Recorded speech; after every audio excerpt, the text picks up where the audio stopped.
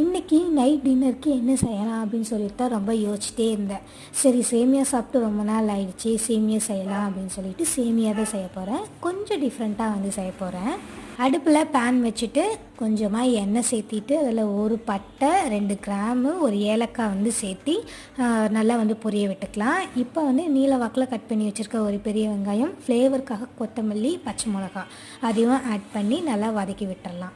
இப்போ வந்து ஒரு அரை தக்காளி மட்டும் வந்து கட் பண்ணி வச்சுருக்கேன், அதையும் ஆட் பண்ணிக்கலாம். இப்போது தக்காளி, வெங்காயம் எல்லாமே பார்த்திங்கன்னா நல்லா வதங்கி எண்ணெய் பிரிஞ்சு வர ஆரம்பிச்சிருச்சு. இப்போ இதில் 1/4 ஸ்பூன் அளவுக்கு மஞ்சள் தூள், அரை ஸ்பூன் அளவுக்கு மிளகாய் தூள் மட்டும் ஆட் பண்ணிவிட்டு இப்போது தேவையான அளவுக்கு தண்ணி ஊற்றி நல்லா கொதிக்க வச்சிடலாம். நல்லா கொதிச்சதுக்கு அப்புறமா பார்த்திங்கன்னா சேமியாவை ஆட் பண்ணிக்கலாம்.